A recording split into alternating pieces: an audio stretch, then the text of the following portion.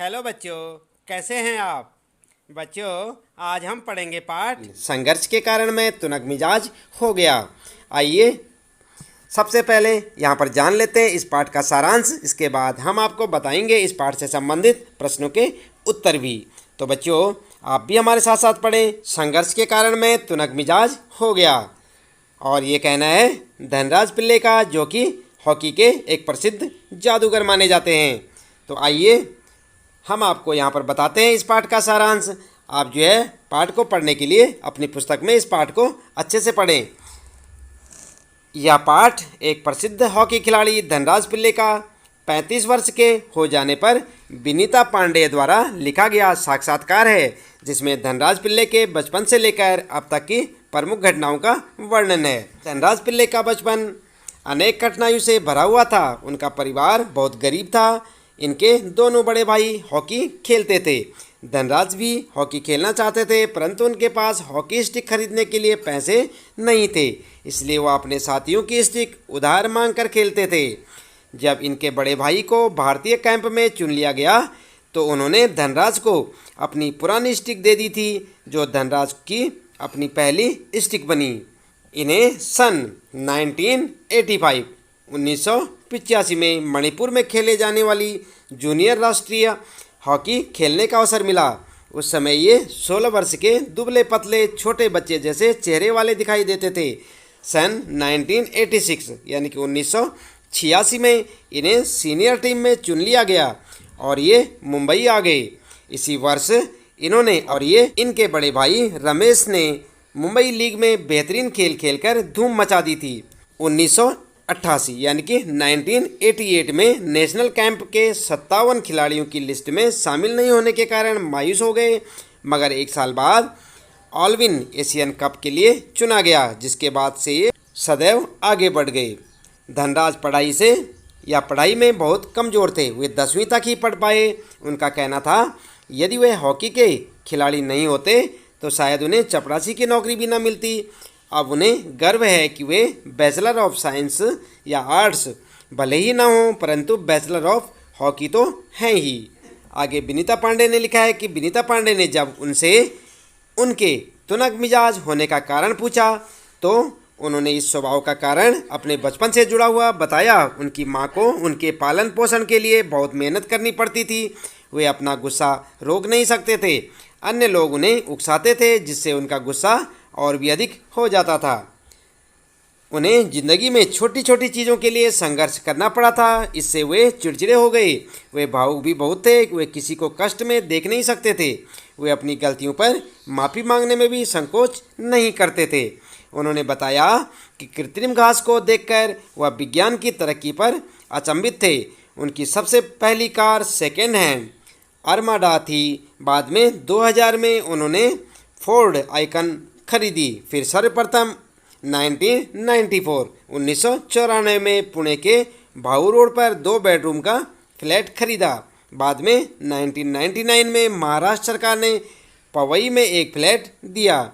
उन्होंने बताया कि उन्हें खास तब महसूस हुआ जब वे राष्ट्रपति से मिले। ये था यहाँ पर इस पाठ का सारांश, जो कि हमने आपको बताया। आप चाहें तो इस पाठ को बार बार सुने समझें और वीडियो में, क्योंकि मैं आपको फिर से एक बार बताना चाहूँगा कि कोई भी व्यक्ति जितनी बार अपनी पुस्तक में या लिखे हुए को जितनी बार पढ़ता है, उससे कहीं ज़्यादा असर करता है सुनी हुई बातों का। क्योंकि आपको यदि कोई कुछ कहानी सुनाता है या कोई बात बताता है तो आप उसे याद रखते हैं, लेकिन जो आप पढ़ते हैं उसे आप याद नहीं रख पाते हैं। इसलिए बेहतर तरीका यही होता है कि आप जब भी आपको कोई चीज़ सुनने को मिले, जैसे कि हमने आपको यहाँ पर इस पाठ का सारांश बताया और धनराज पिल्ले की यहाँ पर जो है साक्षात्कार वाली बात बताई, तो आप इसे बार बार सुने वीडियो को, क्योंकि बार बार सुनने से आपको जो है ये स्टोरी या ये कहानी अच्छे से याद हो सकती है। यहाँ पर जो है जान लेते हैं इस पाठ से संबंधित प्रश्नों के उत्तर। ध्यान दें, पहला प्रश्न है यहाँ पर, साक्षात्कार पढ़कर आपके मन में धनराज पिल्ले की कैसी छवि उभरती है, वर्णन कीजिए। तो आप देख रहे हैं यहाँ पर पहला प्रश्न। आइए उत्तर क्या होगा इसका। साक्षात्कार पढ़कर मन में धनराज पिल्ले की ऐसी छवि उभरती है जो सीधे सरल, भावुक, स्पष्ट वक्ता, परिवार से जुड़े हुए और स्वाभिमानी हैं, परंतु कठिन संघर्षों के और आर्थिक संकटों के दौर से गुजरने के कारण अपने आप को असुरक्षित समझने लगे थे। प्रसिद्धि प्राप्त करने पर भी उनमें जरा भी अभिमान नहीं है। उन्हें लोकल ट्रेन में सफ़र करने से भी कोई परहेज नहीं है। लोगों को लगता है कि उनके स्वभाव में तुनक मिजाजी आ गई है, परंतु आज भी वे सरल व्यक्ति ही हैं। उसके बाद दूसरा प्रश्न है बच्चों, धनराज पिल्ले ने जमीन से उठकर आसमान का सितारा बनने तक की यात्रा तय की। लगभग 100 शब्दों में इस सफ़र का वर्णन कीजिए। तो आइए 100 शब्द आपने लिखने हैं। किस प्रकार से लिखेंगे आप? देखें आप, धनराज पिल्ले की जमीन से उठकर आसमान का सितारा बनने तक की यात्रा कठिनाइयों और संघर्षों से भरी थी। धनराज पिल्ले एक साधारण परिवार के होने के कारण उनके लिए हॉकी में आना इतना आसान न था, क्योंकि एक साधारण परिवार का व्यक्ति अगर जो है किसी विशेष प्रसिद्धि पाना चाहता है तो बच्चों काफ़ी संघर्ष करना पड़ता है। उनके पास हॉकी खरीदने तक के पैसे नहीं थे। आप उनकी स्थिति समझ सकते हैं कि जिस व्यक्ति के पास हॉकी की स्टिक खरीदने तक के पैसे नहीं थे और एक प्रसिद्ध जो है हॉकी के जादूगर जो है कहलाए, तो कितना उन्होंने जो है कितना संघर्ष किया होगा। उन्हें हॉकी खेलने के लिए अपने मित्रों से हॉकी स्टिक उधार मांगनी पड़ती थी। लेकिन कहते हैं ना, जहाँ चाह वहाँ राह, यानी कि अगर व्यक्ति के मन में दृढ़ संकल्प हो, दृढ़ इच्छा हो तो रास्ते अपने आप बन जाते हैं। तो जहाँ चाह वहाँ राह। धनराज पिल्ले ने हार न मानते हुए पुरानी स्टिक से ही निष्ठा और लगन से अभ्यास करते रहे और विश्व स्तरीय खिलाड़ी बनकर दिखाया। तो बच्चों, कई बार आपके साथ भी क्या होता है कि आपके पेरेंट्स आपके लिए नई पुस्तकें नहीं ले पाते हैं, तो आप जो है पुरानी पुस्तकें खरीद के भी काम चलाते हैं। तो जो बच्चे इस प्रकार से संघर्ष करते हैं जीवन में सफल अवश्य होते हैं। यदि आपके पास किसी कारण से धनाभाव के कारण आप जो है आपके पेरेंट्स आपको ये सब चीज़ें नहीं दे पा रहे हैं और न्यू ब्रांडेड एकदम जो है चकाचक चीज़ें नहीं दे पा रहे हैं, तो कोई बात नहीं, जो भी आपके पास है उसमें संतोष करिए और उससे आप जो है मेहनत और लगन करके आगे बढ़िए। तो आइए यहाँ पर पढ़ते हैं। अभ्यास करते रहे और विश्व स्तरीय खिलाड़ी बनकर दिखाया। आलविन एशिया कैंप में चुने जाने के बाद धनराज पिल्ले ने मुड़कर कभी पीछे नहीं देखा, अर्थात उसके बाद वे लगातार सफलता की सीढ़ियाँ चढ़ते गए। तो इस प्रकार से आप इसका उत्तर लिख सकते हैं। इसके बाद बच्चों, यहाँ पर जो है मेरी माँ ने मुझे अपनी परिस्थिति को विनम्रता से संभालने की सीख दी। धनराज पिल्ले की इस बात का क्या अर्थ है? आप देख रहे हैं यहाँ पर तीसरा प्रश्न। क्या कहते हैं धनराज पिल्ले कि मेरी माँ ने मुझे अपनी परिस्थिति को विनम्रता से संभालने की सीख दी। धनराज पिल्ले की इस बात का क्या अर्थ है? तो आप समझ रहे हैं क्या अर्थ है? चलिए हम आपको बताते हैं। उत्तर लिखेंगे आप, मेरी माँ ने मुझे अपनी परिस्थिति को विनम्रता से संभालने की सीख दी है।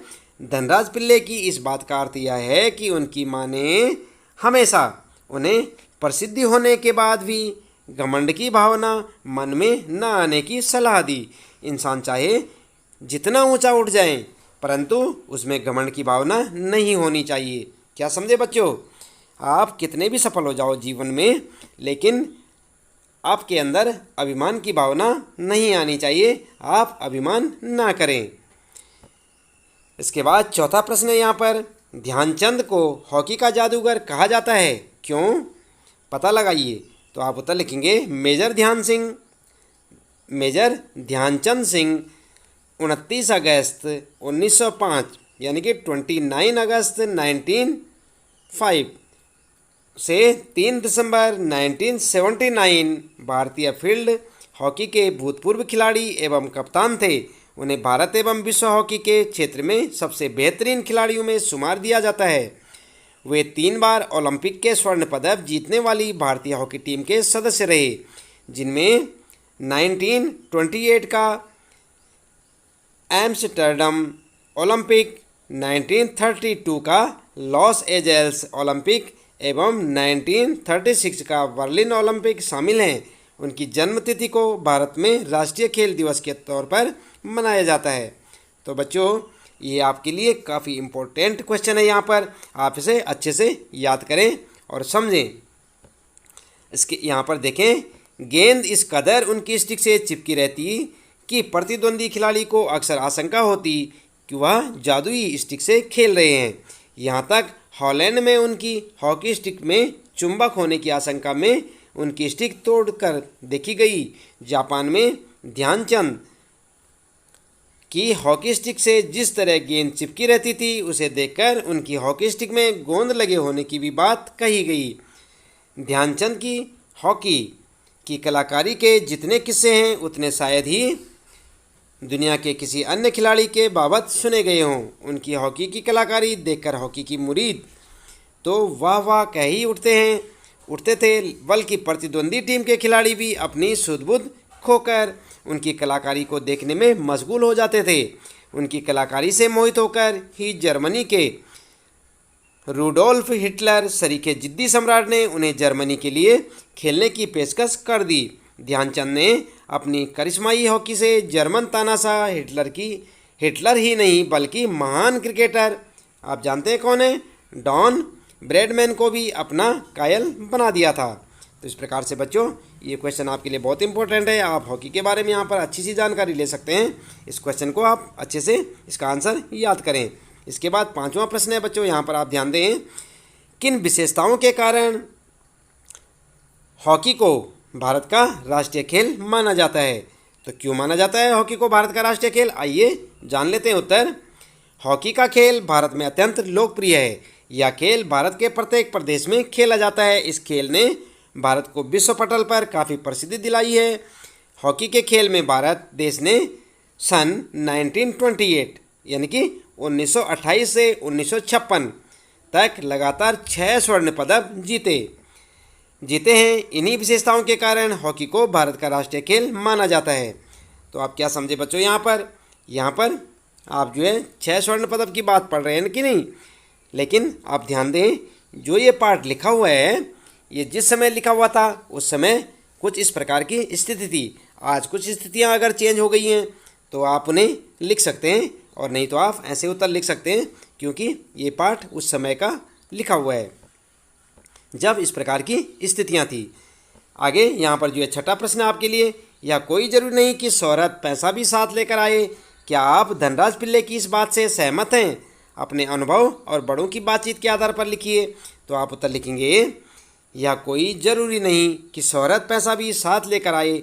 हम धनराज पिल्ले की इस बात से सहमत हैं, क्योंकि हमारे समाज में कितने संगीतकार, कलाकार, साहित्यकार, रंगकर्मियों, खिलाड़ी आदि हैं जिन्हें शोहरत तो मिली परंतु उनके काम का उचित मुआवजा नहीं मिला और उनका पूरा जीवन आर्थिक संकटों से ही गुजरा है। इसके बाद अगला प्रश्न है बच्चों यहाँ पर भाषा की बात। तो आप देखें, गौर करें, आप यहाँ पर नीचे कुछ शब्द लिखे हैं जिनमें अलग अलग प्रतियों के कारण बारीक अंतर है। इस अंतर को समझने के लिए इन शब्दों का वाक्य में प्रयोग कीजिए। आइए देख लेते हैं यहाँ पर, जैसे कि आप देख रहे हैं प्रेरणा, प्रेरक, प्रेरित, 3 शब्द हैं ना यहाँ पर, संभव, संभावित, संभवतः, और इसी प्रकार उत्साह, उत्साहित, उत्साहवर्धक। तो उत्तर क्या लिखेंगे आप? प्रेरणा। पहली बात प्रेरणा हमें स्वामी विवेकानंद के विचारों से प्रेरणा लेनी चाहिए। प्रेरक क्या होता है बच्चों? मेरे दादाजी हमेशा प्रेरक कहानियाँ सुनाते हैं। और प्रेरित, मुझे देशभक्तों के प्रसंग प्रेरित करते हैं। इस प्रकार से आप उत्तर लिखते जाएंगे और इन्हें समझने का प्रयास भी करेंगे। नंबर 2 संभव, संभावित और संभवतः। आप क्या लिखेंगे संभव में?